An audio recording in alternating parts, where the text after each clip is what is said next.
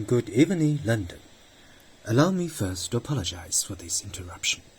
I do, like many of you, appreciate the comforts of everyday routine, the security of the familiar, the tranquility of repetition.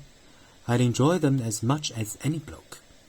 But in the spirit of commemoration, whereby those important events of the past usually associated with someone's death or the end of some awful bloody struggle are celebrated with a nice holiday, I thought we could mark this November the 5th, a day that is sadly no longer remembered, by taking some time out of our daily lives to sit down and have a little chat.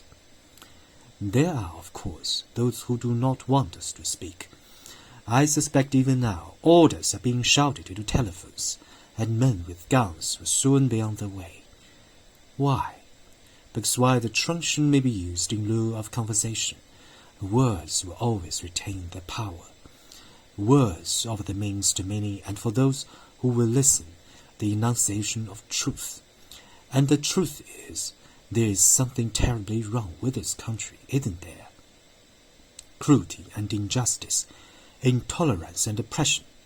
And where once you had the freedom to object, to think and speak as you saw fit, you now have censored systems of surveillance, coercing your conformity and soliciting your submission.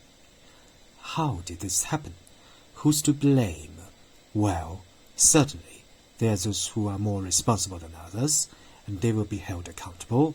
But again, truth be told, if you are looking for the guilty, you need only look into a mirror. I know why you did it. I know you were afraid.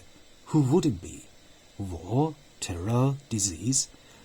They were a myriad of problems which conspired to corrupt your reason and rob you of your common sense. Fear got the best of you, and in your panic you turned to the now High Chancellor, Adam Sattler.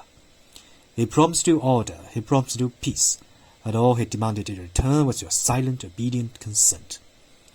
Last night I sought to end that silence. Last night I destroyed the Old Bailey to remind this country of what it has forgotten. More than 400 years ago, a great citizen wished to embed the 5th of November forever in our memory. His hope was to remind the world that fairness, justice, and freedom are more than words. They are perspectives. So if you've seen nothing, if the crimes of this government remain unknown to you, then I would suggest that you allow the 5th of November to pass unmarked.